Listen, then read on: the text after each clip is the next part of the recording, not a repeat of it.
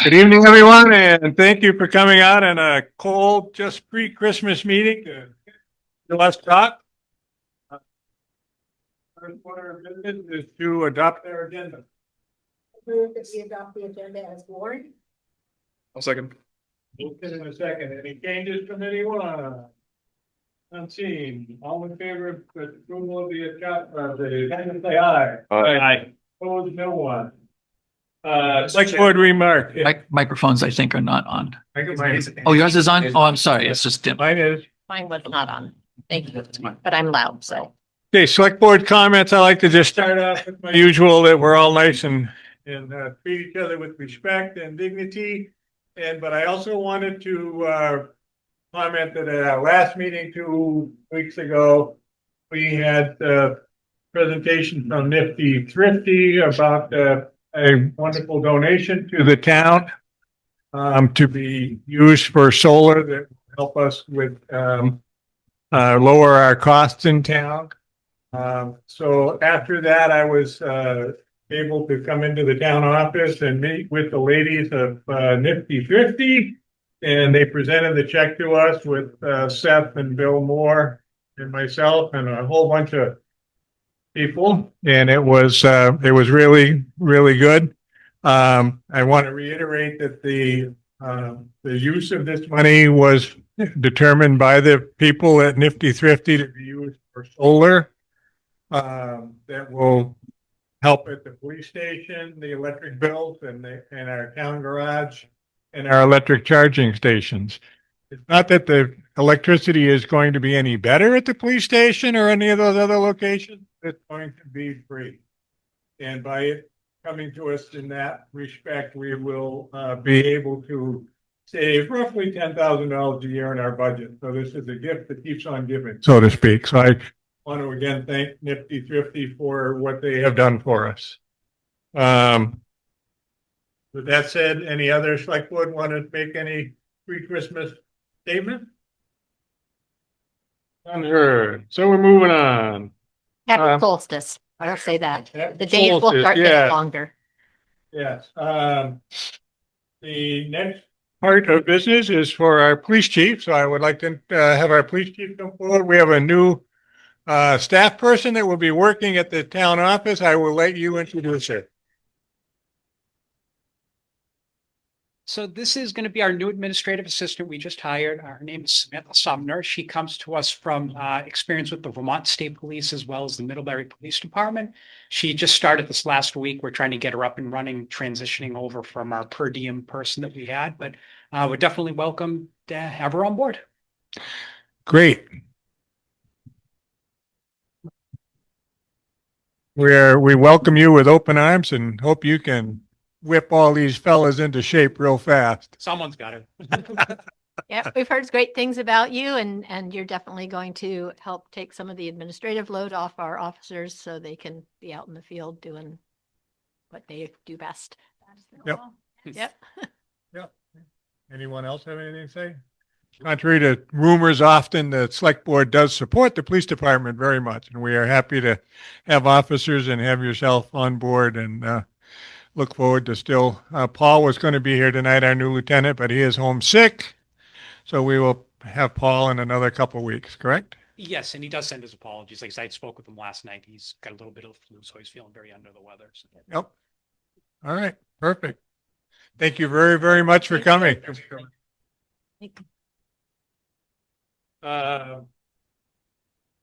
Our next order of business is to have people from the Otter Creek Watershed talk to us a little bit about their budget. And it doesn't need to be really deep, but I do need you to come up to the up there because that connects with newspapers and all of the people who attend by Zoom. So Good enough. Okay. it's all yours. I'm Jeff Schumann. I'm the chair of the board. Thank you for having us here tonight, and thank you for your support over the whole year. I know that some of you, especially Doug, has been at some of our meetings and been very supportive and offered some ideas when we got in jams to give us a hand. This is Jeff Whiting. He is our vice chair. He's from Goshen. In the back of the room, Wayne Waffenhauser is here. He's one of your members on the select board. The other two are Carrie and Olia. They're not here. You've had good representation at almost every meeting. Brandon has had 2 people there to vote, which is good. A lot of the towns don't have that, and your representation has always been good. We also want to thank Seth. Seth has been at many of our meetings and has been a huge help to me as the chair in keeping the meetings operating. I'm often at a loss for how to actually utilize his help because he's in the audience. Seth, it'd be a lot easier if you were sitting on the board. If you take one of those spots, we'd love to have you. And then it wouldn't be a problem. You could just simply raise your hand and speak. But no, Seth has been a tremendous help. He's kept us online. And then after the meetings, he sent us a lot of things to help us make sure that we're doing the right thing the way it's supposed to be done. It's hard enough to kill mosquitoes and try to figure out how to run an organization, as you guys well know. And he's been a huge help on that. This was an interesting year for us. We started out the year with the idea that we were going to go with a whole brand new staff. We wanted to get some new people on board.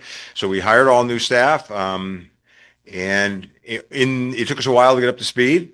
We had to get everybody trained, everybody licensed. We had a Saturday session over at the firehouse and got everybody up to speed on the licensing and whatnot. As a result, though, the mosquitoes got ahead of us. We didn't get any trucks out until early June. And I'll talk about larviciding in a minute, but once we finally got the trucks out and rolling, we did 92 spray missions over the course of the summer. So we got it under control. Then the drought hit, which helped us a lot more. And so we got ahead of it. Then the drought helped. And then, as it was budget-wise, we were looking pretty bleak for a while when we were going out every night when it was raining all the time. We didn't think we were going to be able to make it. But then when the drought hit, we were able to stop the bleeding in terms of the finances, and things came back into line, and we finished the year in pretty good shape. We made a whole bunch of improvements this year, some stuff that really taken a long time and we hadn't gotten into it. We had some ridiculously old trucks, trucks from the 1990s. We were able to upgrade those to trucks with the early 2011 and 2012. We replaced 3 of our oldest trucks with 3, 15-year-old trucks, which for us is almost brand new. And so they were out and they did a real nice job, and they're functional. And we're trying to go with the same type of truck so that if something breaks down, we have to scrap one, we can save it for parts for the next one. So we're going to try to build a fleet of Toyota Tacomas, and we're on our way to getting that done. We upgraded the lab with the help of the utilization of the year's ending larvicide grant. The grant goes from July to June, and we were getting to the end of that and had money left over. And we talked to the people up at the state and said, can we start buying things for our lab? They help pay for the air conditioning and the heating in there, and all new light traps and microscopes and lab equipment that we needed. We hired 2 interns, one from Middlebury College, one from UVM. They worked a 40-hour week for us, and they ran the lab and did all the testing this year and all the field sampling. So that was a huge upgrade. With a lot of help from Carrie. Carrie managed them, but they did their own thing. But as you probably know, Carrie was working a full-time job and couldn't get there until 4 o'clock. So these kids were kind of on their own. Carrie set them up, and they worked on their own from 9 in the morning until when Carrie got there. We replaced our laptops. We had 2 antique laptops that really weren't working very well. We got 2 brand new ones. The state helped us pay for both those. That was really good. Let's see, what else did we do? We are in contact with the Lemon Fair District. They got a grant for $75,000 to explore larvicide applications with a drone. The deal was they were going to spend some of that money this year to test, and then next year they were going to buy a drone. Well, we all went to, well, Jeff went, wasn't able to make it, went to a demonstration from a company in New York on drones. It wasn't long into the presentation we realized we don't want to own a drone and we don't want to be responsible for it. We just want to hire that guy to come do the drone work for us. So now Lemon Fair has got $75,000, which they have graciously said they will share with us, and they'll pay for half of any larviciding we do in the OCW district next year. We have a whole bunch of chemicals ready for this, and so it's going to be minimal if we can find the larva. And that's been our problem. We have not been able to find the larva. Neither has the folks up in Lemon Fair. We feel that it's either deep in the swamps where we can't get to, or it's up in the woods, and that's borne out pretty well by the sampling we're doing. We're finding species that tend to breed in vernal ponds or pools up in the woods. Can't larvicide those, just can't get in there to get them. So that's been That's going to be a challenge going forward. We have a couple of major things left to accomplish, and one is the facility. There is no running water at the facility. We continue to borrow water from Brad Laws. He brings it over, but we don't have a shower facility. It's really not sanitary. We have porta potties. The kids can't wash their hands unless they use this thing that drains down from the second floor. So we'd like to get water and a sewage system or a septic system in there. We've gone through all the permitting process. We own the permits. We're ready to go. We're just a little money short on money. We've got about $30,000 in our account. We estimate it's going to cost around 50. So we're not quite ready to go for that project yet. If we have a great year, a real dry year next year, we usually manage to pull up some surplus out of the bonds. But you know how that's like. It's like your snow plowing budget. If it's a great year, you come out looking great and you got some dollars. If it's a bad year, that $30,000 could be gone next year. So that's our goal, is to try to get that facility up to speed.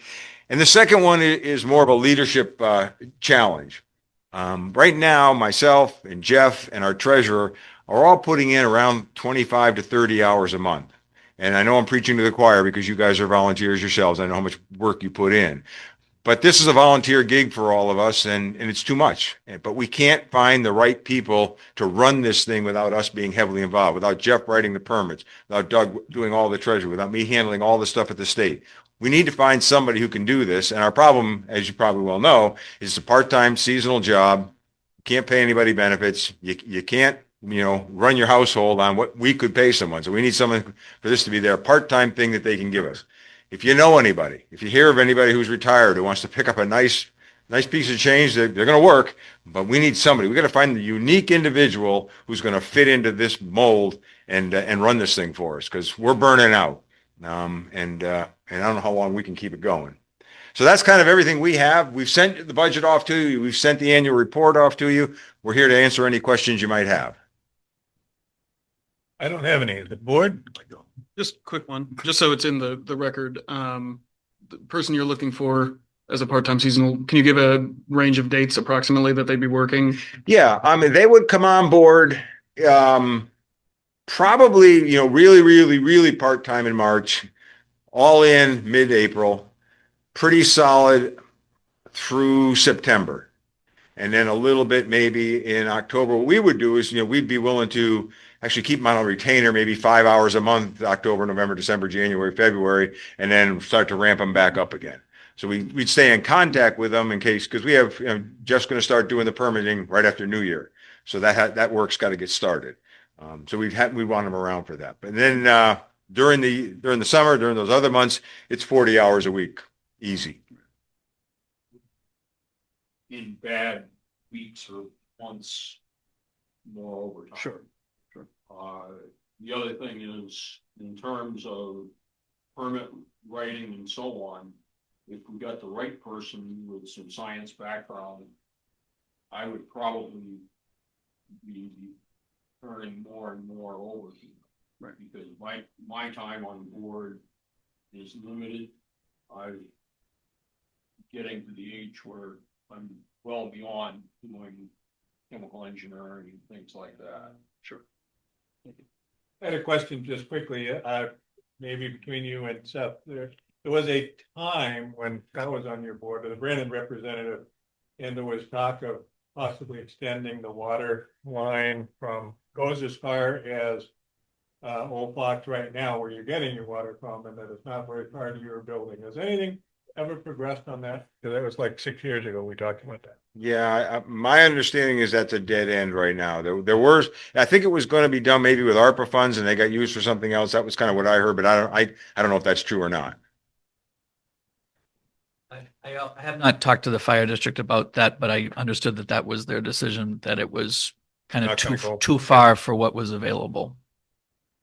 Okay. We've been looking at wells. In fact, one of the permits Jeff talked about was to have a well and also either a holding tank and or septic. Yeah. We had a septic tank permit and we've switched it out, and now we've got a holding tank permit. I think that'd be the cheaper way to go in the short term. We don't have any other questions for you. Okay, well, thank you. Very Happy much. holidays. Thank you. Good winter. Thank you. Thank you. Moving on to item 5, minutes and a warrant. There a desire from the board? I move that we adopt a consent agenda for the recurring matters of the minutes from our regular meeting on December 8th, the minutes from our budget workshop on December 9th, the warrant and the single special event liquor permit. That would, So all in favor of doing it as a consent, say aye. Aye. Make a motion to, I move to approve the consent agenda. Second.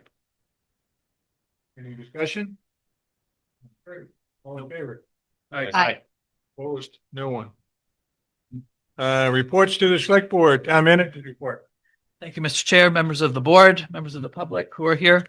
I did submit a report. It's a little bit on the brief side. I just wanted to highlight a couple of things. One is to highlight the winter village that the Downtown Brandon Alliance and Brandon Chamber and a lot of volunteers made happen. It was very successful. We had a number of Brandon residents and visitors comment on the vibrant and festive feel of downtown Brandon this year. A number of merchants commented on increased foot traffic and sales. And that's kind of what it was all designed to do. So that was a great first foray into this kind of thing. And they're already learning lessons from it and thinking about how they might implement it next year. And then I have one small update, which I did make the board aware of this morning. We did receive the first significant payment to pull a property out of tax sale. So there was $26,000 received, and there's one less property in the tax sale. And that's kind of what the attorneys have said. We should expect to see a number of properties be cleared like in a like manner. And that clears the principal, the interest, the legal fees, the whole 9 yards. And so I know that you all were patient through the long development of the process and that it did take a long time to actually launch it, and appreciate your patience. And because all the groundwork was laid carefully and appropriately, it's going to pay dividends at this point. The tax sale is still scheduled for February 26th. And that's really all I had to highlight from my report. Questions for the town manager regarding his report? I noted that the 2016 Cruiser sale fell through, so they are Yes. going to relist it. It's relisted, yep. And I think the date it's before the next select board meeting when it will come out.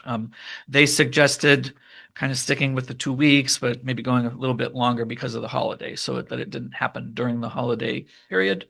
And they also said that it's extremely rare. They were apologetic. They said, 1% of their auction winners don't complete the transaction. And I guess we found one. I appreciate the updated financial report. It shows we're in, right? We're pretty much under budget. Good shape. On almost everything, and the ones that are actually used more than the 50% are ones we expected, like the debt service that we would pay the year's payment and whatever. So that's all good. No other questions? Okay, moving on. Mr. Moore. This is my report for today, December 22nd. The unfortunate decision has been made to cancel our Celtics bus trip due to low pre-registration. Did have a couple people register. We're refunding their money. We are going to be selling the tickets that we purchased online on StubHub and expect to get face value and make ourselves whole. Per a notice from the attorney handling the Penny Estabrook estate, the town will be receiving around $90,000 to be used for Estabrook Park, which is fantastic. We had anticipated this. I think the select board had approved some funding for the paving project that's going to be happening in the spring. They'll be paid back by some of this money, but it still leaves a significant amount for keeping Estabrook. And I thank their estate, again, living on, and it's a great place. Brandon Idol registration will remain open through December 31st. There's only 3 spots left, so if you're interested in singing, please come on down. The town received a donation of a more modern refrigerator for the town hall. Thank you very much to Diane Ribberty. It looks great. It's installed upstairs and will have ice and water in the door for events. If you've not already had the opportunity, check out just outside of this room. There's a restored plaque. It was originally placed in the Brandon High School. It's now installed downstairs just as you start going up the ramp. That honors local graduates who gave their lives in service to our country during World War II. The Brandon High School Alumni Committee funded the restoration. There's a plaque talking about the plaque that's right below it. We'll have an official dedication and presentation by Dr. Kevin Thornton that provides amazing historical context of each person listed on the plaque. In June of 2026 was when the Brandon alumni typically get together.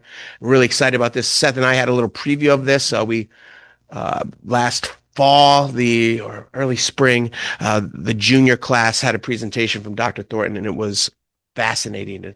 And I think everyone's going to love it. So it'll be open to the public, but it'll be done the weekend that the Brandon High School has their alumni reunion. And that's my report for today. Questions for Mr. Moore from the Select Board? Questions from the public? Brett? Brett Bueller.